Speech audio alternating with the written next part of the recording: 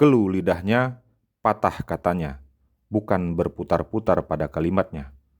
Tak perlu menunggu nyawa sampai di kerongkongan, maka tanyakan sekarang Allah itu yang mana.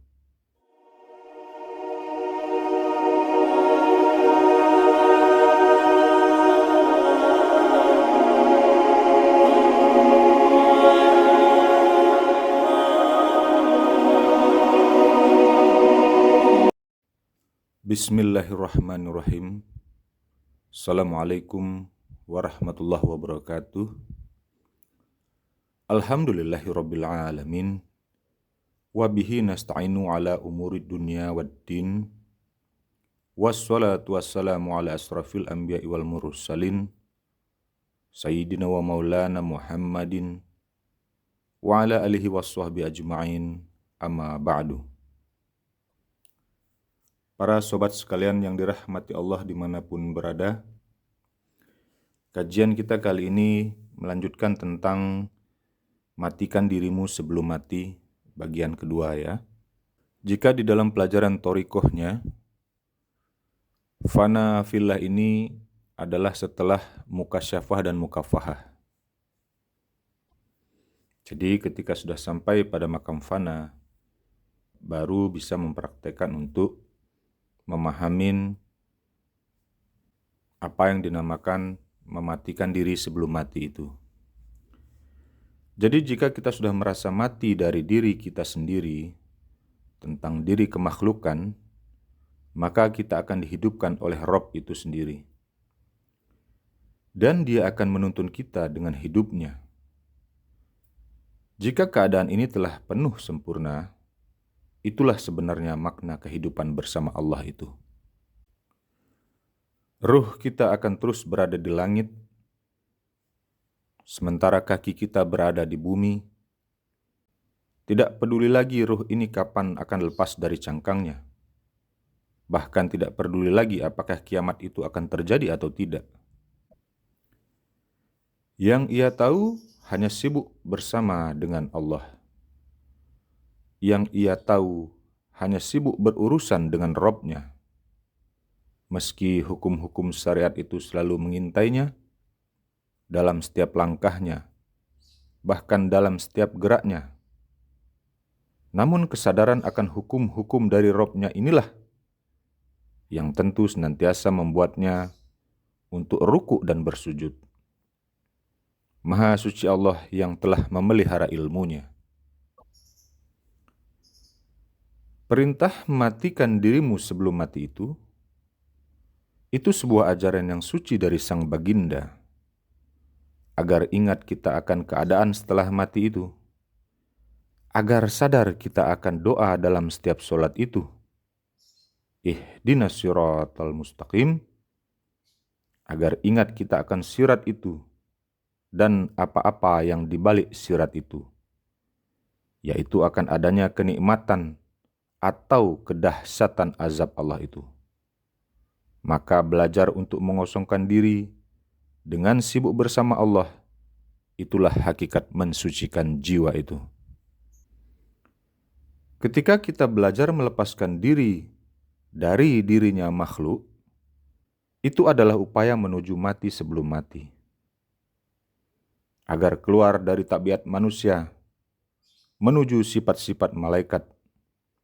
Sehingga nanti, jika sirna sifat-sifat malaikat itu artinya menjelmalah sifat-sifat Rabbaniyah itu. Ini laksana ular berganti kulit. Lalu Rasulullah bersabda, apabila Allah mencintai seorang hamba, maka dia menyuruh Jibril, sesungguhnya Allah mencintai fulan, maka cintailah dia. Maka Jibril pun mencintainya. Lalu Jibril menyeru penduduk langit, sesungguhnya Allah mencintai si fulan, maka cintailah dia. Maka penduduk langit pun mencintainya. Kemudian menjadi orang itu diterima di muka bumi ini. Dan Allah berfirman, barang siapa yang memusuhi waliku, sungguh aku mengumumkan perang kepadanya. Tidaklah hambaku mendekat kepadaku, dengan sesuatu yang lebih aku cintai daripada hal-hal yang aku wajibkan kepadanya. Hambaku tidak henti-hentinya mendekat kepadaku dengan ibadah-ibadah sunnahnya, hingga aku mencintainya. Jika aku telah mencintainya, aku akan menjadi pendengarannya yang ia gunakan untuk mendengar. Aku akan menjadi penglihatannya yang ia gunakan untuk melihat. Aku akan menjadi tangannya yang ia gunakan untuk berbuat, dan menjadi kakinya yang ia gunakan untuk berjalan. Jika dia meminta kepadaku, aku pasti memberinya. Dan jika ia meminta perlindungan kepadaku, aku pasti melindunginya. Itulah hakikat diri yang telah berkalimah La ilaha illallah itu. Sebagai kesempurnaan agamanya, Islam itu sebagai lahiriahnya, iman itu adalah maknanya, dan ihsan itu akan memperoleh ma'rifah sebagai wujud dari ketaatan. Itulah hakikat takwa yang sebenarnya. Ketika wujudmu telah ada dengannya, maka semuanya itu adalah milik Sang Maha Memiliki. Ia Maha Mengetahui, namun ia juga menutup zatnya. Ia tersimpan, namun ia juga menunjukkan. Dia tidak sirna dan tidak akan pernah sirna. Tidak ada yang serupa dengannya. Dia akan tetap ada setelah segala sesuatu sirna. Dialah Rabb yang mulia, karena memang Dia yang maha mulia. Pencapaian fana itu bukan karena usahamu, tapi karena ketekunan dirimu untuk membersihkan dirimu. Fana itu adalah karena rahmatnya. Mati itu karena nyata hidupnya. Jika keadaan ini telah sempurna, maka lahirlah insan kamil itu. Mereka itu ialah yang tidak ada lagi rahasia Allah atasnya. Bertasbih apa-apa yang ada di langit dan di bumi kepada Allah. Dialah yang maha perkasa lagi maha bijaksana. Milik Allah lah kerajaan di langit dan di bumi. Dialah yang menghidupkan dan mematikan. Dan Dia maha kuasa atas segala sesuatu. Dialah yang awal, Dialah yang akhir, Dialah yang zohir, dan Dialah yang batin.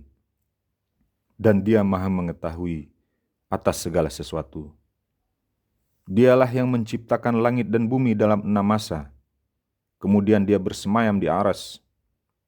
Dia mengetahui apa yang masuk ke dalam bumi dan apa yang keluar dari dalamnya, apa yang turun dari langit dan apa yang naik ke atasnya. Dan Dia bersama kamu di mana saja kamu berada. Dan Allah maha melihat apa yang kamu kerjakan. Milik Allah lah kerajaan langit dan bumi, dan hanya kepada Allah segala urusan dikembalikan. Beribadah kepada Allah itu bukan tentang imbalan. Inilah yang dipraktekkan para penempuh jalan rohani, bahwa semua peribadatannya hanya untuk Allah. Namun jika semua ibadah yang dikerjakan di dunia ini masih mengharapkan pahala, ketahuilah pahala itu adalah makhluk. Jika surga itu yang diharap dari semua ibadah di dunia ini, maka ketahuilah surga itu juga adalah makhluk. Belumkah datang kepahaman pada diri ini tentang ikhlas lillahi ta'ala itu? Apa itu ikhlas lillahi ta'ala? Itulah yang akan membawa pada inna lillahi wa inna ilaihi raji'un itu. Bukan kembali kepada yang lain, maka berserah dirilah dengan sebenarnya. Itulah hakikat la haula wala quwata illa billahil aliyil azim. Oleh karenanya, belajarlah untuk menjadikan seluruh amalan itu hanya untuk Allah saja, tidak untuk mengharapkan pahala atau hendak mendapatkan pujian, dan hendaklah berlaku ridho atas segala ketetapannya pada diri.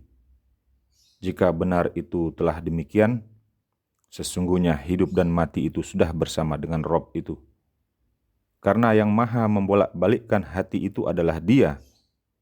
Jika rahasia itu sudah terbuka, maka tentramlah hati itu, maka tentramlah jiwa itu, maka tenanglah dirimu, karena itu semua adalah kehendaknya. Itulah hakikatnya sujud itu.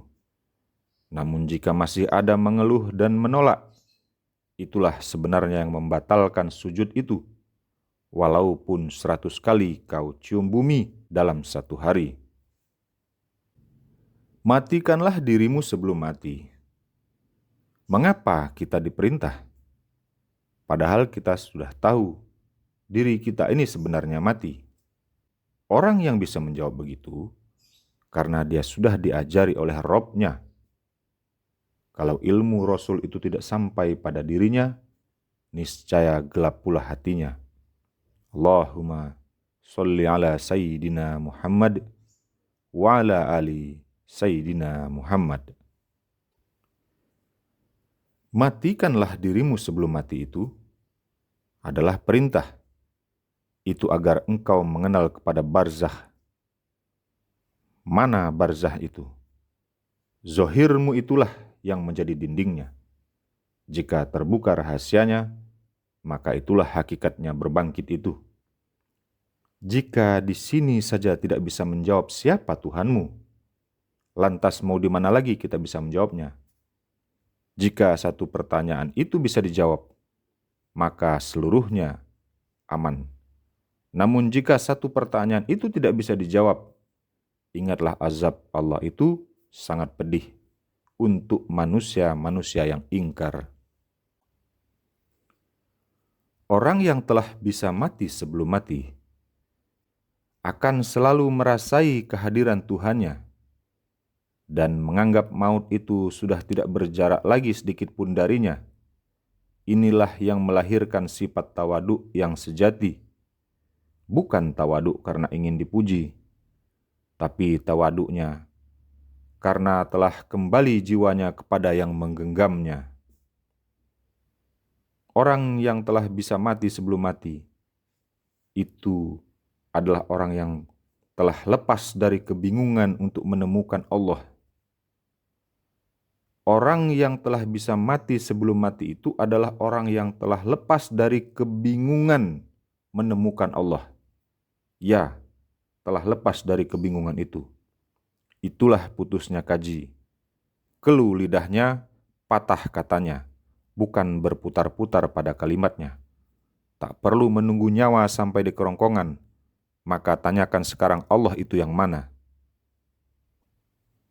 Wahai Allah, Rabbi Izzati, hanya untukmu segala pujian dan keabadian, serta seluruh kerajaan dan kesempurnaannya.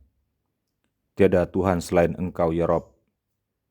Kesabaranmu memenuhi seluruh kesabaran. Hukummu meluruskan seluruh hukum. Dan ilmumu mengayomi setiap ilmu.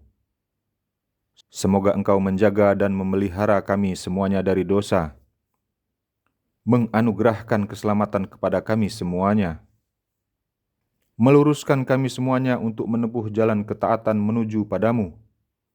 Menunjuki kami semuanya kepada Islam, iman dan ihsan.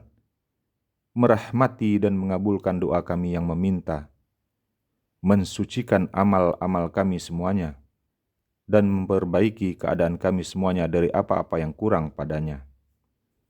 Wahai Zatul Bukti yang maha mendengar, rahmatilah kami semuanya dengan kebahagiaan yang sempurna, serta nikmat yang berkucuran tiada hentinya. Amin ya Allah, amin ya Rabbal Alamin. Wabillahi taufiq wal hidayah. Wassalamualaikum warahmatullahi wabarakatuh.